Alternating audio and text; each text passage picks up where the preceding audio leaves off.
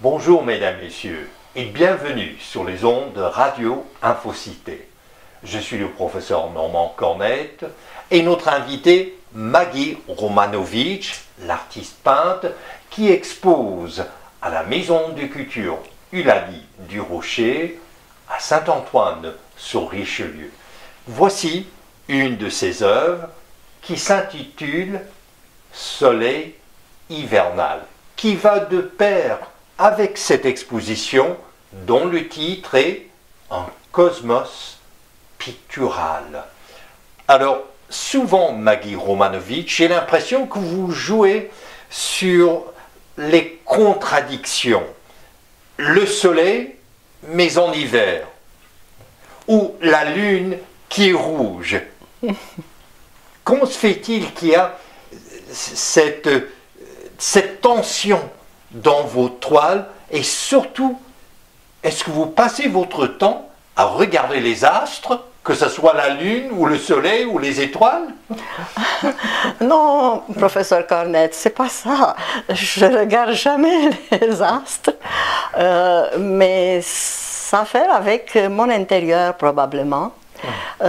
Ici, dans cette toile, en effet, je voulais faire une série de blanc et noir, des toiles sobres, blanc et noir, que finalement j'ai appelé les triades. Parce qu'il y avait le blanc, il y avait le noir et il y avait de l'or. Ici, dans cette toile, c'est de la feuille d'or que j'ai introduit. Et je voulais également représenter l'hiver. L'hiver, comment je ressentais. Okay. Alors, pour moi, l'hiver, c'est gris, blanc, noir. Le soleil est faible, est terne, voilà, le soleil est représenté comme ça. En effet, le deuxième nom de cette triade, c'est soleil hivernal, comme vous dites. C'est comme ça que je vois la froideur de l'hiver. C'est ce que je voulais exprimer. Je ne voulais pas montrer le soleil. Je ne me suis pas concentrée sur l'astre, mais je voulais transmettre mes sentiments qui sont un peu gelés pendant les froids hivers canadiens.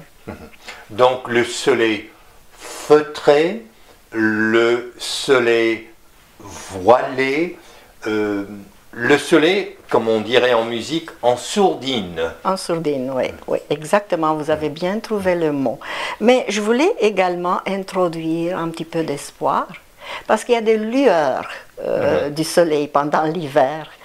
Vous voyez la feuille d'or et quelques points dorés aussi à l'intérieur, disons, du soleil. Je ne sais pas si c'est un secret, ce n'est pas un secret, je vais vous le dire. Quand j'ai réalisé la toile, comme j'ai toujours l'inclinaison naturelle de faire des cercles, je l'ai fait comme ça, en pensant à une triade.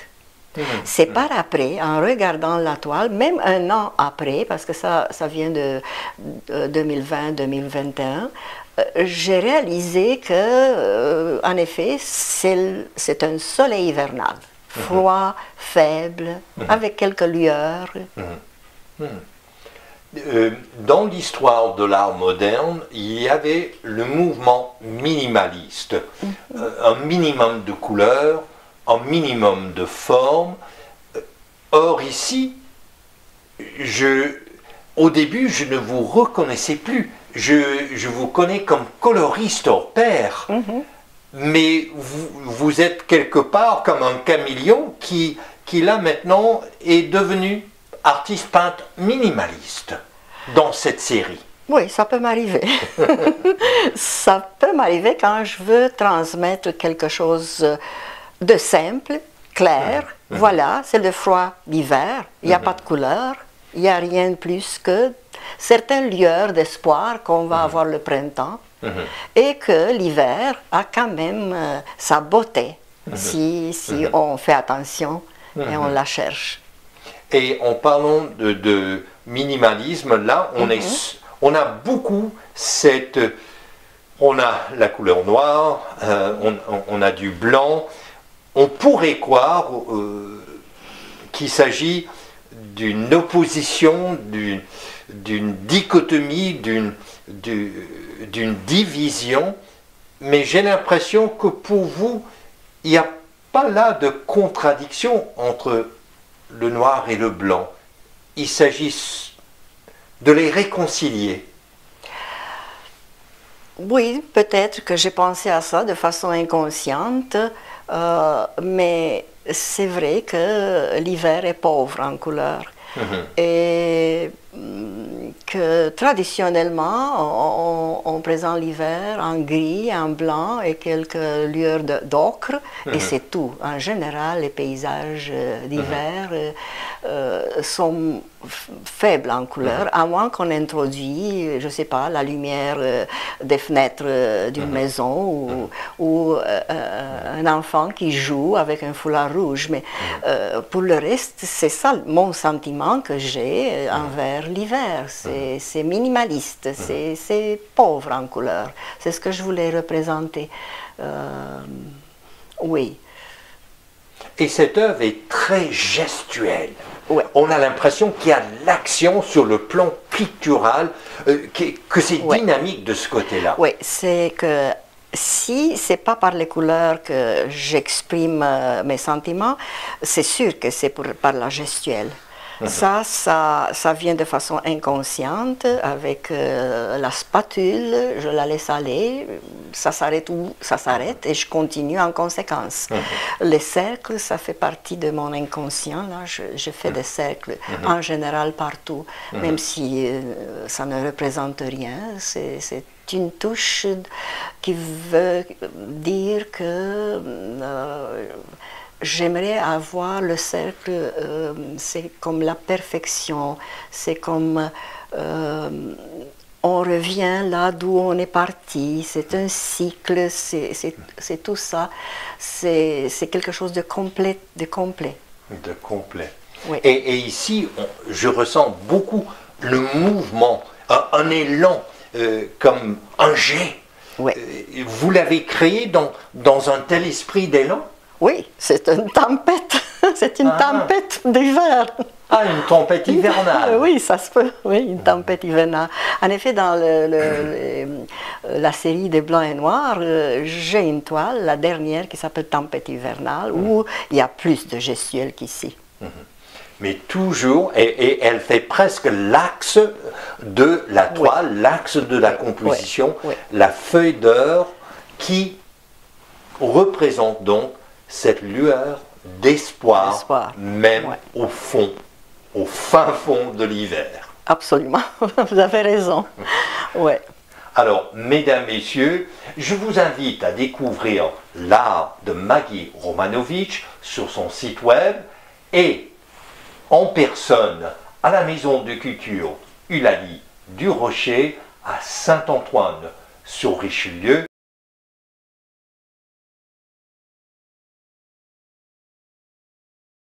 Notre invité sur les ondes de Radio Infocité est Maggie Romanovich, qui est artiste exposée à la Maison de Culture Eulalie du Rocher à Saint-Antoine-sur-Richelieu, une exposition dont le titre est Un cosmos pictural.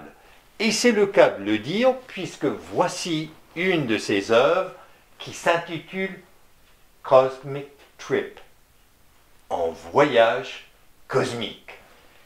Vous pourriez nous en parler? Vous avez choisi juste les voyages cosmiques et l'étoile cosmique, exprès peut-être pour cette exposition. Oui, c'est une toile réalisée en effet, c'est sur papier, c'est une aquarelle. Et ça date depuis plusieurs années, 2019-2020, peut-être 2019 plutôt. Et c'est la troisième d'une série de voyages cosmiques. En effet, le titre m'est venu après avoir fini l'œuvre, étant donné la dynamique des traits de pinceau. Moi, qu'est-ce que je voulais exprimer? C'était un élan vital. Et cet élan avait besoin d'espace pour s'échapper, pour être montré.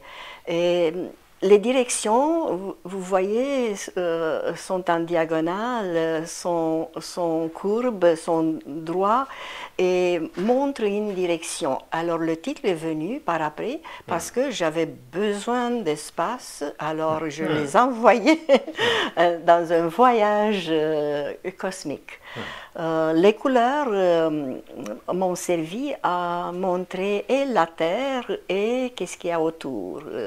Le bleu autour de la planète, le vert de la planète et un peu l'orange qui pour moi c'est l'espoir, l'élan, l'inconnu aussi.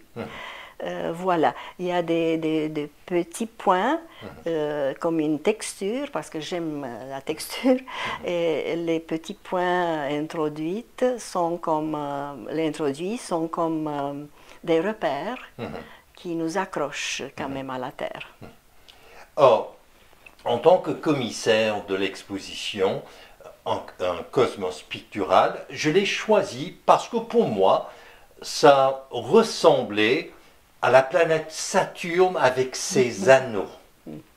Et justement, c'est cette idée des courbes, des cercles, des anneaux, et comme on dirait en opéra, un leitmotiv dans votre art. Oui. Une thématique qui vient, qui revient, et qui vient encore toujours cette mouvance en cercle, en semi-cercle, en courbe. Oui. Presque en orbite. Oui, oui, c'est absolument vrai et ça m'arrive de façon inconsciente, mais probablement que je veux exprimer cet élan qui n'est pas toujours droit. J'aime pas les lignes droites, c'est comme je vais directement au but sans vraiment avoir la joie du trajet. Pour moi, une ligne courbe montre plus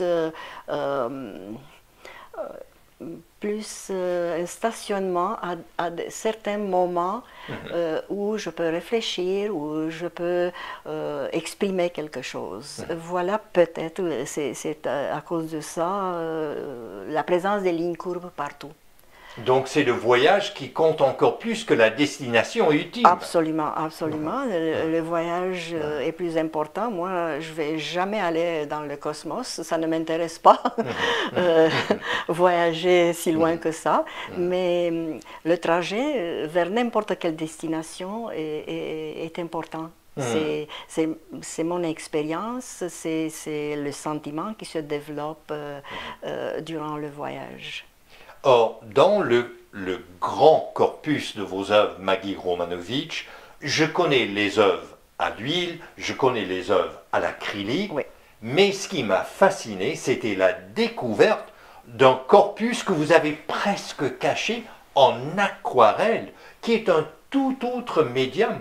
Pourriez-vous nous parler de votre rapport à ce médium, l'aquarelle? Quand j'étais à l'école d'art, dans ma jeunesse, on a touché à tous les médiums, à l'huile, à l'aquarelle et au pastel. Donc, pas tous les médiums. L'acrylique n'existait pas, donc j'ai recommencé à temps plein à faire de la peinture à l'huile premièrement, et puis apprendre l'aquarelle. L'acrylique. L'aquarelle aussi, c'est rentré dans mon sang et je voulais expérimenter l'aquarelle dans les peintures abstraites. Donc voilà, l'aquarelle est plus facile à utiliser, même si c'est un médium important, difficile à maîtriser, et me donne cette joie de laisser la couleur travailler par elle-même et m'adapter à la démarche de la couleur, qui me donne une direction, qui me donne un sens, et je peux expérimenter plus en m'adaptant à ce que la toile demande, à ce que l'aquarelle me demande. C'est une joie pour moi de travailler à l'aquarelle. Ce n'est pas le premier médium, parce que j'aime beaucoup plus réaliser des grandes toiles à l'huile, à l'acrylique, mais je touche pas mal à l'aquarelle, surtout quand je me sens fatiguée. C'est un médium, quand je l'utilise, ça me relaxe beaucoup. Et donc, quand on parle de l'aquarelle, évidemment à base d'eau, mais ce qui me fascine, c'est justement de voir la fluidité dans cette composition qui reflète, qui miroite bien les propriétés de l'eau, de l'aquarelle. Donc, cette fluidité et je dirais même le lyricisme de cette œuvre. Oui, c'est ce que j'apprécie le plus, cette fluidité qui peut me mener dans des directions ou des endroits que je ne prévoyais pas. Et c'est cette surprise que j'aime beaucoup quand j'utilise l'aquarelle, parce que je ne sais pas qu'est-ce que va être comme le résultat final. Donc cette fluidité m'a donné l'idée d'un élan. Donc, ça me mène comme ça. Oui, en effet, il y a beaucoup de mouvements. Oui.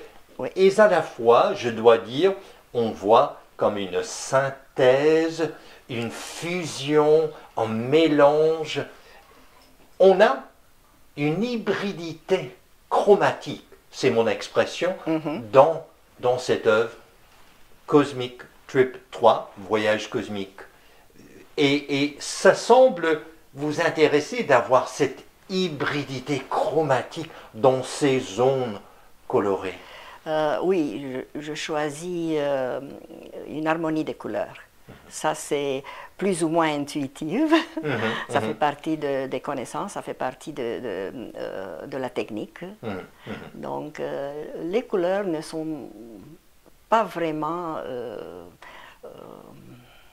intuitif. Le gestuel, oui, c'est plutôt intuitif. Mais les couleurs et aussi la composition sont plus techniques. Et les couleurs ne sont pas fixes, parce qu'il y a là une transition entre bleu et vert, entre bleu et orange, bleu et jaune, vert et jaune. Et c'est justement cette transition qui crée le mouvement sur le plan pictural. Voilà qu'est-ce que l'aquarelle m'offre comme médium. C'est plus facile à réaliser cette transition que dans les toiles à l'acrylique ou à l'huile. Même à l'huile, c'est beaucoup plus facile que dans l'acrylique, réaliser des transitions. Alors, mesdames, messieurs, je vous invite à découvrir l'art de Maggie Romanovich sur son site web et en personne à la Maison de Culture Eulalie du Rocher à Saint-Antoine-sur-Richelieu. Donc, vous êtes l'artiste invité à la Maison de Culture Eulalie du Rocher à Saint-Antoine-sur-Richelieu, dont le titre de l'expo, c'est un cosmos pictural. Et encore, on est dans ce registre cosmique avec une autre toile, mais celle-ci m'interpelle, Maggie Romanovich, en tant que critique d'art et commissaire, c'est qu'il me semble que chez vous, un des traits saillants de votre art, c'est la quête de l'équilibre. Comment trouver un équilibre compositionnel? Et ici, on a presque des lignes pour établir la balance. Exactement, cet équilibre. Pourriez-vous nous parler de... Est-ce que l'équilibre vous importe dans la composition? Est-ce que c'est quelque chose qui vous motive, ou vous êtes en quête, vous êtes à la recherche de l'équilibre dans vos créations? Oui, oui, je pense que, je suis sûre que c'est ça. Dans la composition, c'est un équilibre que je cherche. Mais premièrement, j'aimerais vous avouer que cette toile est le résultat d'un voyage que j'ai fait en Sicile et qui représente pour moi le rouge, le fond rouge représente le volcan Etna. J'étais impressionnée par Vesuvius, mais aussi par Etna. Donc pour moi, le fond rouge était suffisant pour représenter Etna. Mais je ne pouvais pas accepter juste une toile rouge. Alors je me suis dit que je vais composer quelque chose. Donc c'est vraiment, je me suis concentrée sur la composition. Donc j'ai trouvé le coin en haut, en bas, et je voulais faire le lien, réaliser une balance entre les deux coins. Alors j'ai amassé les couleurs des deux côtés, les couleurs que je pensais que vont bien avec mon aventure italienne. Et étant donné que j'ai toujours pensé à Etna, j'ai mis les deux lignes pour exprimer les limites que les volcans, surtout Etna, nous imposaient parce qu'on ne pouvait pas aller n'importe où, n'importe quand, surtout quand ils éclataient. Mais ça aidait aussi l'équilibre de la toile. Il y a aussi une écriture, un simulacre d'écriture, c'est pas vrai, il n'y a pas de mots écrits, des vrais mots. Moi, je symbolise plutôt le besoin de communiquer avec les gens quand j'écris quelque chose, parce que la toile doit porter un message, communiquer avec quelqu'un qui la regarde. Voilà, je peux vous avouer que une fois cette toile représentée dans mon solo, dans une galerie d'art à Montréal, une de mes amies qui m'a visité m'a avoué 2-3 jours plus tard qu'elle ne pouvait pas sortir ce rouge de sa tête. Que ça lui souvenait de sa famille. 3 générations qui venaient de Sicile, qui venaient justement à côté de Etna, du volcan. Donc pour moi c'était un compliment extraordinaire que cette toile a eu un impact émotionnel sur quelqu'un. Ah oui, là, en parlant de l'impact affectif, Oui. Il y a dans cette toile une force de frappe. Oui. Comme nul autre paraît Oui. dans votre corpus. Oui, absolument. C'est le rouge, premièrement. C'est le contraste avec le noir. J'ai des couleurs froides, des couleurs chaudes, ardentes, je dirais. J'ai du mouvement, des directions. C'est comme un volcan qui éclate, c'est ça. Ah oui, c'est très éclaté. Maintenant, Maggie Romanović, vous êtes née en Roumanie. Donc votre enfance, c'est en Roumanie, votre adolescence, c'est en Roumanie, et en tant qu'adulte, vous avez travaillé pendant de nombreuses années, encore en Roumanie, lors de la dictature communiste, spécifiquement de Ceausescu, et vous m'avez dit lors d'un de nos échanges que il y avait l'art traditionnel, l'art classique, donc l'art figuratif que vous avez maîtrisé, que vous avez étudié, mais que quand vous avez vu l'art abstrait, et cette œuvre est parmi les œuvres les plus abstraites dans votre corpus, il y avait un déclic, il y avait un changement de paradigme.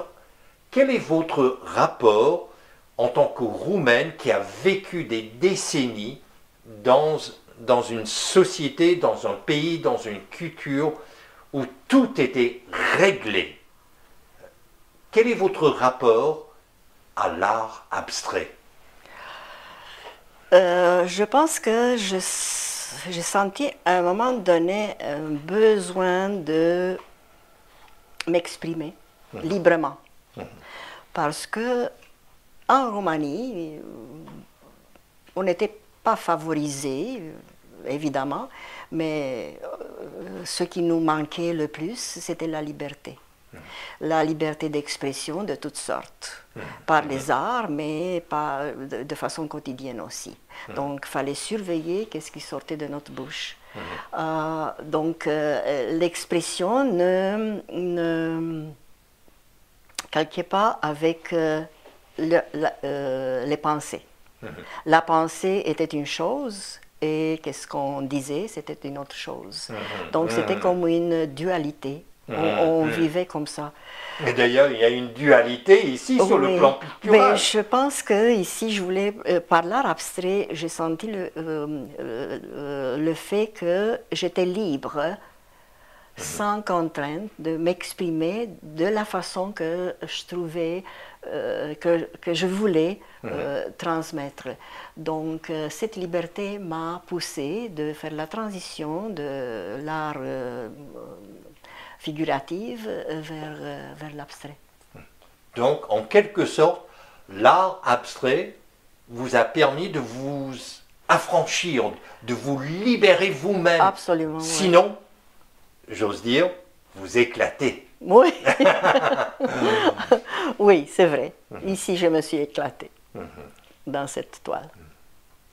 Alors, mesdames, messieurs, je vous invite à découvrir l'art abstrait de Maggie Romanovitch sur son site web, ainsi qu'à la Maison de Culture Eulalie du Rocher à Saint-Antoine-sur-Richelieu.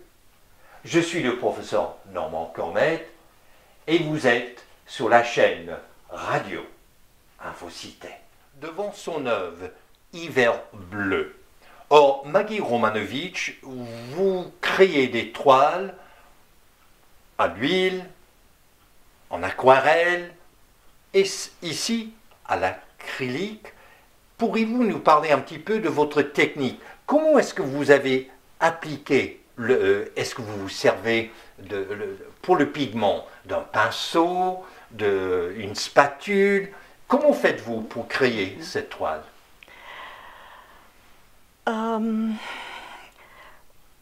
L'hiver, pour moi, ici, c'était en bleu, une couleur froide, liée à la température. Le fond était bleu.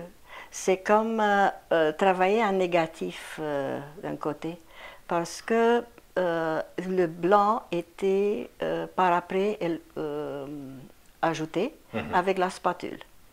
Donc 90% c'était à la spatule, je dirais. Ah, d'accord.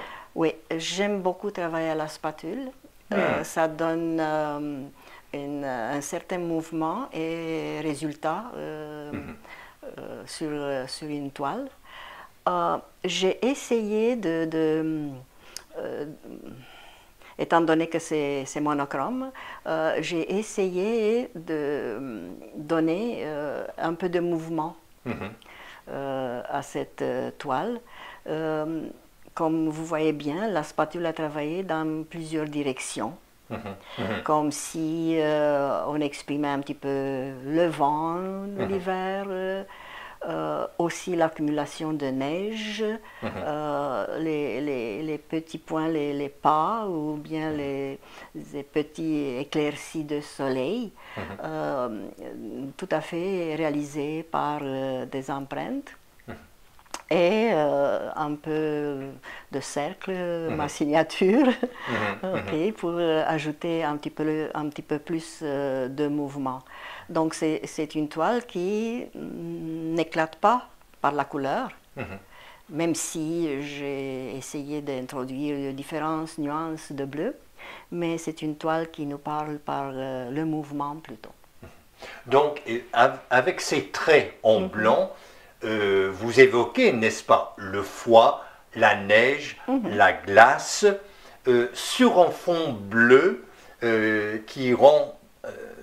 qui rend la toile bien accueillante. Comment est-ce que vous effectuez ces petits cercles?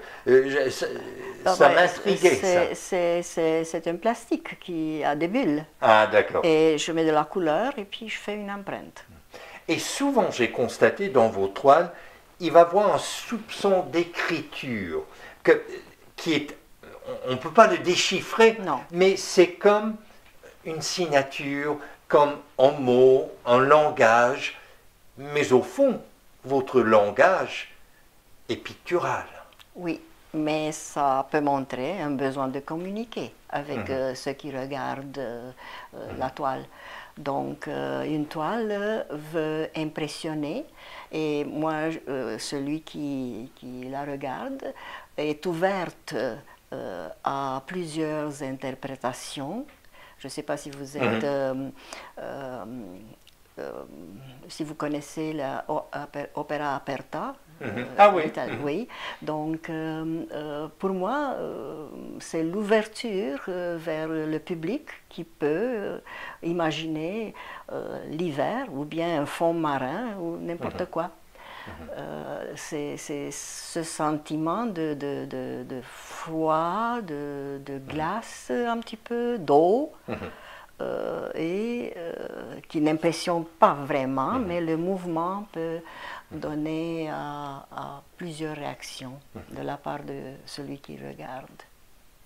Et du même fait, vous évoquez les propriétés de l'eau. Oui. L'eau qui peut être en gaz, l'eau qui peut être liquide et l'eau qui peut être solide, comme la glace. Oui. Alors, cette polyvalence de l'eau, absolument, captée, saisie pendant l'hiver.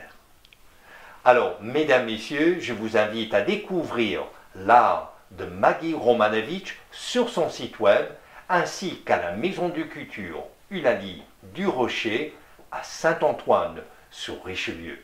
Je suis le professeur Normand Cornette. Vous êtes à la chaîne Radio Infocité.